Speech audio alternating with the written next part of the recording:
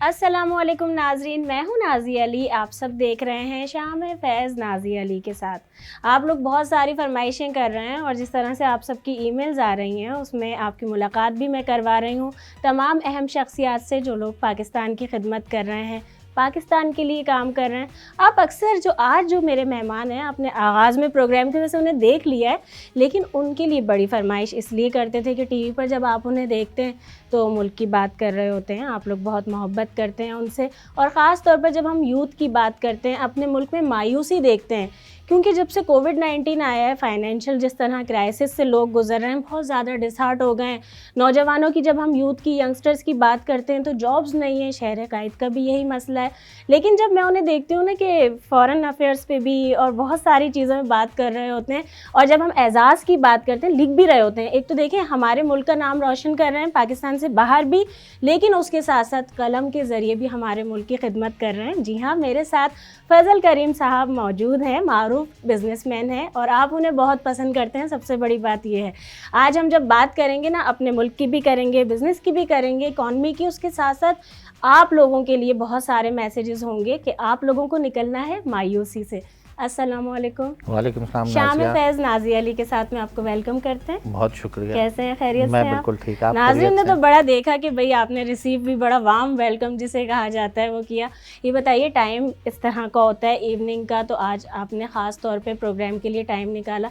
वैसे इस टाइम पे क्या मसरूफियत होती है, कुछ कमिटमेंट्स होती हैं वही चैनल्स पे प्रोग्राम्स में, इस तरह होता है? देखिए, दफ्तर के बाद जो है आजकल बिकॉज कोविड चल रहा है तो ज़्यादा कहीं जाना नहीं होता, तो दफ्तर और जो है कुछ प्रोग्राम्स होते हैं उस पर ज़रूर जाता हूँ। स्पेशली जो ये इस वक्त इंटरनेशनल रिलेशंस का इशू चल रहा है, अफ़गानिस्तान क्राइसिस हैं चीज़ें, तो इस पे ज़रूर जाता हूँ। बाकी सोशलाइजिंग इस वक्त बिल्कुल कम की हुई है बिकॉज ऑफ कोविड रेगुलेशन। अच्छा, लेकिन देखें, क्योंकि जहाँ बात होती है ना कि ये इतनी सारी अचीवमेंट्स भी हैं, स्ट्रगल है, काम है, सब कुछ चल रहा है, लेकिन उसमें मेरी तो आदत है कि बचपन, ऐसा हो नहीं सकता कि आपसे आपकी ज़िंदगी के बारे में बात की जाए और मैं बचपन शामिल ना करूँ। तो ज़रा अपने बचपन के बारे में बताइए, किस तरह के बच्चे हुआ करते थे, परवरिश कहाँ, पैदाइश कौन से शहर में? जी, मैं कराची में ही पैदा हुआ।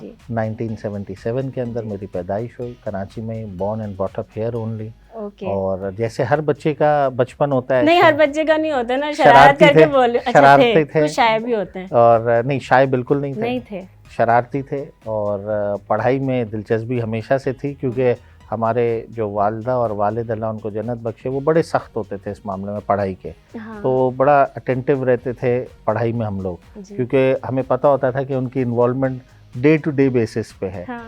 तो लिहाजा पढ़ाई में अच्छे होते थे, लेकिन शरारतों में उससे भी ज़्यादा बेहतर होते थे जी। तो अच्छा, अगर मैं देखें ना, क्योंकि बहुत सारी चीज़ें होती हैं जो हमें बायोजेनेटिक भी मिल रही होती हैं, लेकिन कुछ लोग होते हैं अपनी फैमिली के बड़े ऑपोजिट जा रहे होते हैं।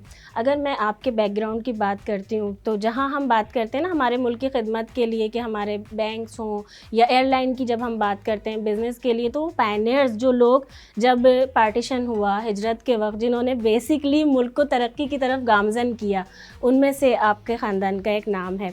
तो क्या यानी वो चीज़ें जर्म्स के अंदर चलती हुई आ रही थी कि बिज़नेस की तरफ आना है?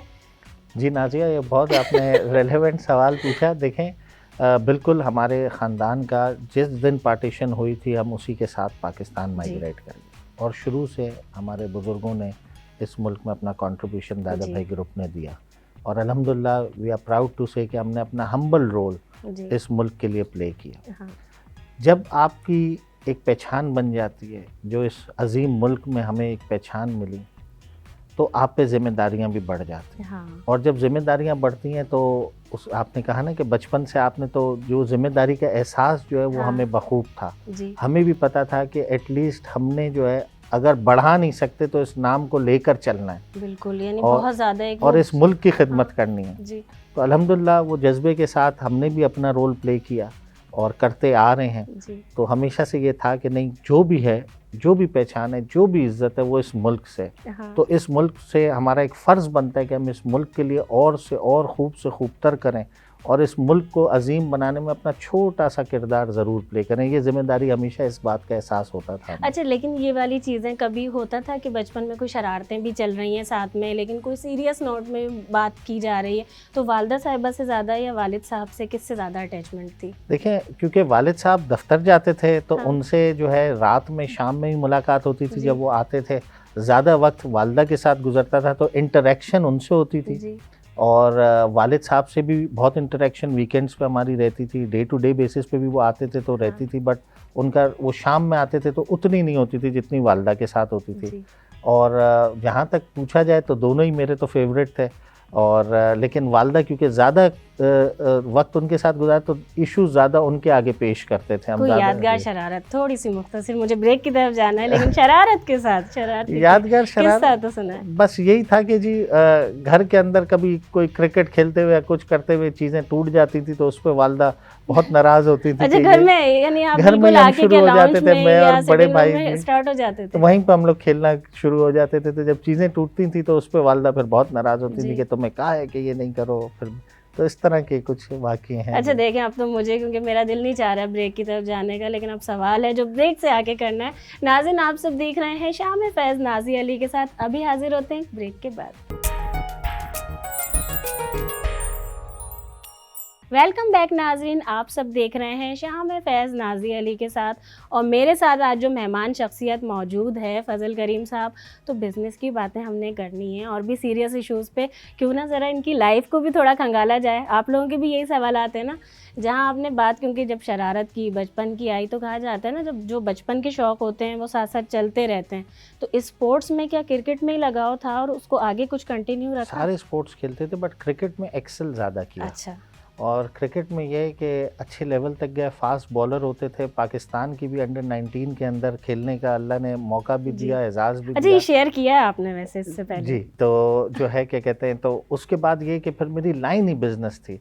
तो वो शौक अपना पूरा किया, अल्हम्दुलिल्लाह अल्लाह ने यानी उसको प्रोफेशनली ये नहीं था कि आगे के भाई क्रिकेटर। अच्छा, वो नहीं ऐसा किया, नहीं हुआ। क्योंकि मैंने आपसे कहा ना हमारे पे जिम्मेदारी ये थी इतनी कि थी। इस मुल्क की खिदमत, इस मुल्क ने बहुत कुछ दिया है, तो इस मुल्क को अगर हम अपना रोल नहीं प्ले करेंगे वापसी देने नहीं, लेकिन हमारे कौमी हीरोज भी, वो भी अपनी जगह मुल्क की खिदमत कर रहे हैं, नाम बहुत रोशन बड़े कर रहे हीरोज हैं हमारे। लेकिन आपने उसको कंटिन्यू रखा जो आबा अजदाद। मैंने कहा वो ज़्यादा मुझसे अच्छे हैं इस काम में, मैं जिस काम में ज़्यादा बेहतर हूँ मैं उसमें आ जाता हूँ, तो फिर मैं उसमें बिजनेस की लाइन को फिर मैं परसू किया अपने। अच्छा, लेकिन जहाँ हम बात करते हैं, क्योंकि इसी में हंसी मजाक भी साथ में चलता रहे, लेकिन हमारे क्योंकि यूथ के लिए मैसेज भी अच्छा जाता रहे, आप इस मामले में क्या कहते हैं कि जिस तरह हमारे यहाँ समटाइम्स ये होता है, मुझे ऐसा फील होता है कि गाइडलाइन नहीं होती, एक ही चीज़ होती है। बिज़नेस की तरफ जब वो हुआ था कि MBA BBA तो सब किए जा रहे हैं, उसके बाद फिर जॉब्स का इशू हो जाता है।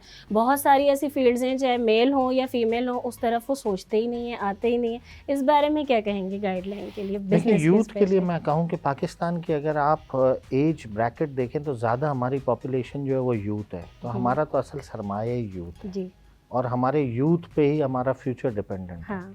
और वी आर ब्लेस्ड कि हमारी majority of the population youth है। दैट मीन्स कि हम इस मुल्क के लिए और से और करने की जो हमारे वो है वो हम कर सकते हैं अपने मुल्क के लिए। यूथ के लिए ये मैसेज है, मैं अक्सर देखता हूँ कि थोड़ी सी डिस्पॉन्डेंसी रहती है, थोड़ा सा डिसअपॉइंटमेंट रहती है, और अक्सर और बेशकर आपने भी सुना होगा, यार बस किसी तरीके से बाहर चले जाएं, वहाँ पे नौकरी कर लेंगे चीज़ें। देखें, ये मुल्क जो है ये हमारे लिए ही बना, बिल्कुल, और हम ही ने इस मुल्क को बनाना है, कहीं और जाने के लिए थोड़ी बना है। Not what the country can give you, what you can give to the country. देखें, अगर हमने देखिए कोई भी कौमें जो बनती हैं वो उसके लोग उसे बनाते हैं, इंसान, बिल्कुल, कोई भी माशरा जो बनता है वो उसके लोग उसको बनाते हैं। तो मेरा यूथ को हमेशा ये पैगाम रहेगा कि मैं बाहर मुल्क गया हूँ, पढ़ाई के लिए भी गया हूँ, कुछ काम भी किया, जो आपका मुल्क है वही आपकी पहचान है। बाहर आप जितने भी बड़े हो जाएं, जितना भी आप कमा लें, जितना भी आप कर लें, आप सेकंड क्लास सिटीजन रहेंगे। पाकिस्तान आपके लिए बड़ा बहुत खुल के मैसेज दे रहे हैं, क्योंकि आप लोगों का ये भी ख्याल है, सब बोलते हैं कि नहीं जो जा नहीं सकता ना वो ये बातें करता है। अब आप सुन लें, आप लोग देख भी लें, ये भी एक एग्जाम्पल है। पाकिस्तान कायदे आज़म ने बनाया था जी, हम लोगों के लिए, पाकिस्तानियों के लिए बना है। अच्छा देखें, जहाँ इतनी मज़ेदार बातें हो रही होती हैं ना, नाजरीन भी हमारे जानते हैं कि मैं तो इंटरप्ट करती हूँ, आपकी इजाज़त है अभी मुझे करना है लाजमी। जहाँ क्योंकि बात आती है ना, जिस तरह मैंने आपकी फैमिली का भी जिक्र किया, तो फिर अब जब स्ट्रगल की बात आ गई तो हमारे नाज़रीन को, मुझे भी कुछ ये भी तो बताइए कि क्या आपको कोई स्पून फीडिंग करवा दी गई थी या नहीं, स्टेप बाय स्टेप उसमें स्ट्रगल शामिल थी? देखें, नहीं ऐसा नहीं था। मैंने आपको बताया ना, जैसे मेरे पेरेंट्स जो थे वो बचपन से ही एजुकेशन पे फोकस थे, तो उसका मकसद ये था कि जब मैं कारोबार में भी आया तो ऐसा नहीं था कि मुझे फ़ौरन से कोई पोजीशन सीनियर मैनेजमेंट की मिली। मैं एक डीओ बनाने से शुरू किया था अपनी ऑर्गेनाइजेशन में। अच्छा। और मैं डिलीवरी ऑर्डर्स बनाकर अपने ट्रांसपोर्टर्स को देता था, जो फैक्ट्री से फिर जाकर गुड्स वर्कर की तरह किया ना और फिर वहाँ से 99 से शुरू किया और फिर बढ़ते फिर जाकर कहीं 2005 में कोई डायरेक्टर पोजीशन तक पहुँच सके थे, वो भी सारे पॉइंट्स और क्राइटेरिया को मीट करने के बाद। यानी जिस तरह होता है कि भाई आप उसके अभी हैं बिल या नहीं है, यानी ये सारा आपने देखा है वक्त, ऐसे ही नहीं हुआ। तो हमारे नाज़रीन के लिए यही मैसेज है ना कि मेहनत में अज़मत है। देखिए, मेरी फर्स्ट पोजीशन जो थी वो मैं रिपोर्ट करता था अपने असिस्टेंट मैनेजर को जी। असिस्टेंट मैनेजर को मेरी रिपोर्टिंग अथॉरिटी थी, मैं उनको रिपोर्ट करता था। तो वहाँ से फिर डायरेक्टर लेवल तक आए और फिर यानी वही स्टेप बाय स्टेप हो गया ना। मैंने इसीलिए कहा कि मेहनत में अज़मत है ना, यानी मैसेज हर स्टेज पे आपने मेहनत करनी है। लेकिन एक होती है लाइफ में स्टेज, जब हम मेहनत की बात करते हैं ना, समटाइम्स ये होता है कि बगैर मेहनत किए भी कुछ लोगों की, हमारे यहाँ कल्चर है, कहते नहीं लड़का किसी काबिल हो जाए उसके बाद भाई शादी करनी है। जरा शादी के बारे में बताइए कि लव मैरिज हुई या अरेंज मैरिज? नहीं, टोटली अरेंज मैरिज थी। अच्छा, और आप एग्री हो गए? जी, बस ऐसा था कि शुरू से ही मैंने ये डिसीजन अपने पेरेंट्स को दिया था, और हालांकि दे वर वेरी अंडरस्टैंडिंग। उनने मुझसे पूछा भी कि बेटा कोई पसंद है, कोई किसी को आप लाइक करते हो तो आप बताओ, आपकी कोई चॉइस है? तो मैंने कहा नहीं, मैं अपने वालिदा को, वालिद को, दोनों को यही कहा, ये डिसीजन आपका है। आप अच्छा, बिल्कुल फर्माबरदार निकले। ये भी नहीं होता था, कोई मूवीज वगैरह तो देखते होंगे कि नहीं? बहुत देखते शायद मुझे भी कभी मोहब्बत हो जाएगी। नहीं, हम सफर से ही हुई थी। बहुत देखते थे, लेकिन क्या कहते हैं, ये डिसीजन मैं समझता था मैंने अपने पेरेंट्स के हाथ में रखा, और मैं बहुत खुश हूँ कि मैंने उनकी बात को जो है, उन्हीं को ये डिसीजन दिया, and I am very happy. अच्छा, तो वाइफ अंडरस्टैंड करती है इन तमाम चीज़ों को? क्योंकि कहा जाता है ना, जब लाइफ गुजर रही होती है तो अंडरस्टैंडिंग इस चीज़ पे बड़ी ज़रूरी होती है कि भाई आप, शिकवा ख़वातीन का होता है, टाइम नहीं दे रहे हैं। नहीं, अल्हम्दुलिल्लाह शी अंडरस्टैंड्स, और हमारी बड़ी हेल्दी एक रिलेशनशिप है ऑफ म्यूचुअल रिस्पेक्ट, और वो इस बात को समझती भी हैं कि मेरी एक ऑब्लिगेशन है प्रोफेशनली भी, बट मैं इंश्योर करता हूँ कि मैं अपनी फैमिली को, अपने बच्चों को पूरा वक्त जो है वो दे सकूँ। अच्छा, वक्त, लेकिन मुझे क्योंकि नाज़रीन को ब्रेक के लिए भी देना है। आप सब देख रहे हैं शाम में फैज़ नाज़िया अली के साथ। छोटे से ब्रेक के बाद फिर हाजिर होते हैं। जी, तो नाज़रीन, ब्रेक से हम सब वापस आ गए हैं। आप सब देख रहे हैं शाम में फैज़ नाज़िया अली के साथ। और ब्रेक से पहले ज़रा जब बात हो रही थी तो मैंने कहा भाई फजल करीम साहब से ऐसा कैसे हो सकता है, आप लोगों की फरमाइश होती है लाइफ पार्टनर के बारे में सवाल ना किया जाए। अच्छा, जब हम अपने मुल्क में, जहाँ क्योंकि जब शादी और ज़िम्मेदारियों की बात होती है ना, तो हमारे यहाँ जो अभी इस वक्त हालात चल रहे हैं मुल्क की, उसके अंदर बड़ा सब बोलते हैं कि नहीं अभी शादी नहीं हुई है तो इसके ऊपर ज़िम्मेदारी ज़्यादा नहीं है, कैसे कंट्रोल होगा, महंगाई के रोने हो रहे होते हैं। हम किसी भी हाल में, मुझे ऐसा फील होता है कि जिंदा कौम कहते हैं लेकिन हम खुश नहीं होते, नाशुक्र हैं। तो जहाँ हम महंगाई की बात करते हैं उसमें फिर इकॉनमी के हमारे मुल्क में आपकी, क्योंकि अगर मैं आपसे सवाल करती हूँ, वसी आपका बिल्कुल, अगर मैं ये देखूँ कि आप ऊपर से टॉप से इंसान एक देख रहा होता है और वो अप्स एंड डाउन्स सारे मुल्क की जानता है, उस बारे में क्या कहेंगे? क्योंकि पेट्रोल इस वक्त जिसे देखो वो बोलता है एकदम पेट्रोल की कीमतें हमारे यहाँ एक बार हुआ, दूसरी बार, तीसरी बार कि वो बढ़ती जा रही है, किसी तरह कंट्रोल नहीं हो रही है, और महंगाई बढ़ती जा रही है। इकॉनमी हमारी, यानी हमें बहुत आगे जाना चाहिए था, उसमें कमी आती जा रही है। कुछ सॉल्यूशंस हैं, कुछ ऑब्जर्वेशन है? मैं इसमें ये अर्ज करूँगा, देखिए इस वक्त पहले तो थोड़ी पॉजिटिव साइड को बयान करना लाजिम है कि देखें दुनिया भर में इस वक्त एक क्राइसिस चल रहा है कोविड का, और बड़े आलमी सतह पे, और बड़े ही डेवलप कंट्रीज ने भी जो है इतना सफ़र किया है। उसके कंपैरिजन में देखें तो पाकिस्तान ने अपने आप को मैनेज बहुत अच्छा किया। हमने कोविड को भी बहुत अच्छा मैनेज किया, और आप देखें कि हमारी एक्सपोर्ट्स भी बढ़ी हैं। हमने एक्सपोर्ट की मार्केट को अपने बढ़ाया है, सस्टेन नहीं, उसको ग्रो किया। अब बात आती है, आपने कहा कि इसकी ये जो इस वक्त लोग शिकायत कर रहे हैं महंगाई की, इसकी एक वजह है। एक तो हमारा जो इस वक्त इन्फ्लेशन जो हो रही है, कि हमारा जो रुपी डीवैल्यू हो रहा है, इससे हर चीज़ की कीमत में जो है वाज़े इजाफा हाँ, देखा जा रहा है। बिल्कुल। और इसकी बुनियादी वजह ये है कि हमारी इम्पोर्ट्स इस वक्त ज़्यादा हैं, एक्सपोर्ट जो है वो मुल्क कम है। में, मुल्क बिल्कुल, में बिल्कुल। इम्पोर्ट हमारी लास्ट मंथ की $6 बिलियन थी, जो कि 2018 हाँ। में इसके करीब तरीन थी, लेकिन इतनी नहीं थी। तो ये सबसे हाईएस्ट इंपोर्ट हमारी है, और वो इंपोर्ट इसलिए 18 और 21 वैसे भी डिफरेंस भी आ जी गया 3 बहुत साल सारी का चीज़ों जी। में, बिल्कुल। और आप ये देखें कि ये हमने मंगाया $6 बिलियन का इंपोर्ट जो हुआ है, अब इसकी वजह से हमारा करंट अकाउंट डेफिसिट भी काफ़ी हद तक खतसारे जी, में जी। चीज़ों में। तो हमें जो अब करना चाहिए, बुनियादी बात तो ये कि ठीक है हम इंपोर्टेड आइटम्स पे, लग्जरी आइटम्स पे थोड़ा बैन करें, बट हमारे को इंपोर्ट सब्स्टिट्यूशन पे जाना है। हाँ, और हमारे को इंडिजिनस अपने मटेरियल्स को प्रोड्यूस करना है। ये जो हम बाहर से मंगाते हैं, इसकी हमें प्रोडक्शन यहाँ करनी है। और तीसरी बात ये जो बुनियादी बात है, देखें आप इमीडिएटली तो आप इसको क्लब कर लेंगे, इंपोर्ट पे आप लग्जरी आइटम पे टैक्स लगा लें और चीज़ें, सुनने के बाद बट जैसे बिल्कुल। तेल है, अब हाँ। आप उसकी कीमत को तो डिटरमिन नहीं कर सकते, हाँ, तो वो इंटरनेशनल मार्केट में जब बढ़ता है तो इंटरनेशनल उसका में। भी यहाँ पे असर आता है। तो इसका हल ये कि आपकी एक्सपोर्ट बेस्ड इंडस्ट्री को बढ़ना चाहिए।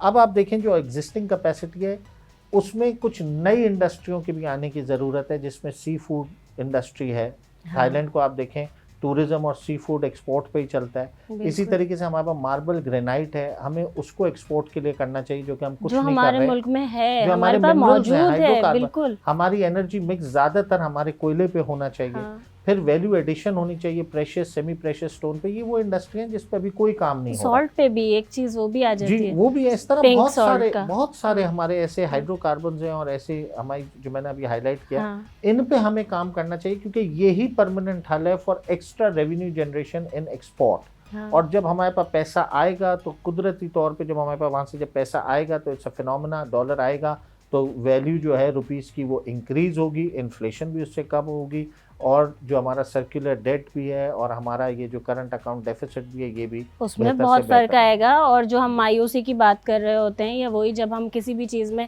बिल्कुल डिप्रेशन में चले जाते हैं कि मुल्क में ये नहीं है वो, तो आपने तो मुझे ऐसा लग रहा है कि अभी लेकिन बहुत सारे रास्ते निकाल दिए हैं मायूसी पे तो यूथ मैं के आपको लिए। बोलूं, हाँ।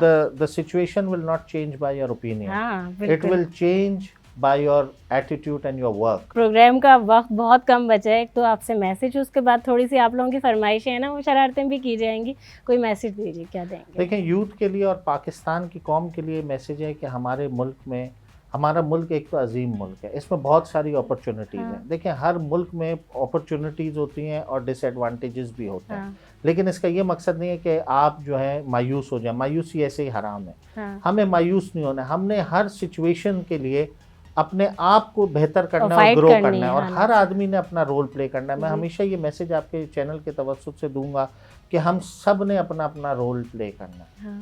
ये नहीं देखना कि अभी वो ये कर रहा है दूसरा। हम जब सब अपना अपना हिस्सा डालेंगे तो ये कौम ऐसे भी अजीम है, और इंशाअल्लाह ताला मुझे पूरी उम्मीद है कि ये कौम अजीम से अजीम तर बनेगी, अगर हम सब अपना किरदार इस कौम और के लिए यूनाइटेड हो जाएं। जी, बिल्कुल। बहुत शुक्रिया, थैंक यू सो मच। लेकिन ऐसा कैसे हो सकता है कि अभी इतनी सीरियस बातें भी हो गई, कुछ शरारतें भी कर लेते हैं ना। अगर जी। हाजिर जवाबी की बात की जाए, रैपिड फायर के कुछ क्वेश्चंस करूंगी, तो वैसे इंटरेस्ट है कुछ, अगर मैं पोइट्री वगैरह का भी करूं तो कुछ जी, याद है? जी बिल्कुल। चलें भाई, 3 ऑप्शंस हैं मेरे पास जी। कि अगर मूवी, वैसे अगर दिल जा रहा है बहुत ज़्यादा और मूड है कि भाई फिल्म देखनी है, हॉलीवुड, बॉलीवुड या लॉलीवुड? देखिए, हॉलीवुड ज़्यादा देखता हूँ। हाँ। बॉलीवुड, इश्क की उम्र भी चली गई, तो बॉलीवुड में तो सिर्फ इश्क हाँ। नज़र आता है, तो उससे ज़रा नहीं देखता, हॉलीवुड की तरफ ज़्यादा। अच्छा, यानी देखते एक्शन तो है ना। थ्रिलर भी। अच्छा, कोई अगर मैं वैसे बचपन की मोस्ट फेवरेट मूवी कोई ऐसी हो या एक्टर हो, उनका कोई डायलॉग हमारे पास फरमाइश आई हुई है, कोई एक डायलॉग सुनाएंगे?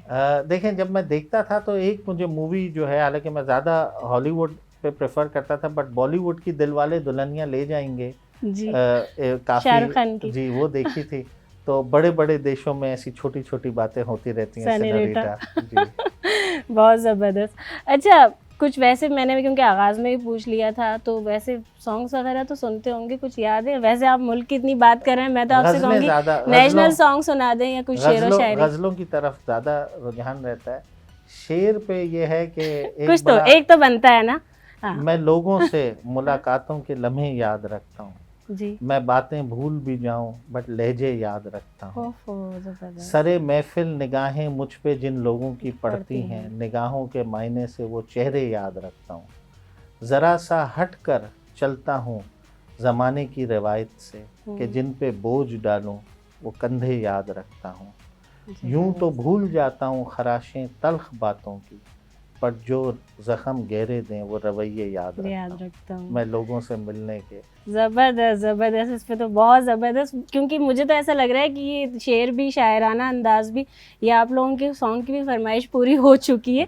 थैंक यू सो मच, बहुत you very शुक्रिया much. फजल साहब, और बहुत अच्छा लगा आज आपसे बात करके, आपका इंटरव्यू करके। मेरी तरफ से आपके लिए थैंक यू सो मच। बहुत शुक्रिया एक और गिफ्ट है मेरी और मेरी टीम की तरफ से आपके लिए। जी, बहुत शुक्रिया। Thank you so much. Thank you. Thank you so much कि Thank मैं रख देती हूँ। और भाई आप लोग भी जानते हैं ना, अब एक और गिफ्ट है जो सरप्राइज गिफ्ट है आपके लिए, और आपको हमारे आपने चैनल इतना की और तकल्लुफ़- प्रोग्राम की याद दिलाते रहेगा। नहीं, तकल्लुफ़ तो हम करते हैं ताकि आप हमें याद भी रखें। तो वेरी ब्यूटीफुल, कैसा है? Thank you so much, this is Thank you really so much. Memorable, thank you so much. मोहब्बत बढ़ती है ना तोहफे देने से, तो फैज़ नेटवर्क भी ये बात जानता है कि अपने मेहमानों को तोहफे दिए I'm जाते हैं, very उससे humbled. मोहब्बत बढ़ती है। I'm very और हमारा क्योंकि मैसेज भी यही है कि मुल्क हमारा यूनाइटेड हो, कौम हो। बेशक। Thank you so much once Thank you again. very इंशाल्लाह फिर आपसे किसी भी प्रोग्राम में हम फिर छेड़ लेंगे, इनको सता लेंगे, बात होगी। नाज़रीन, आपने आज का शाम में फैज़ नाज़िया अली के साथ देखा, और बहुत सारे मैसेजेस ऐसे हैं जो अब आप लोगों को अमली तौर पर मायूसी ख़त्म करके और ज़िंदगी की तरफ आने के लिए उस पर अमल करने की ज़रूरत है। मुझे नाज़िया अली को दीजिए इजाज़त, आपसे फिर मुलाकात होगी। अल्लाह हाफ़िज़। पाकिस्तान ज़िंदाबाद।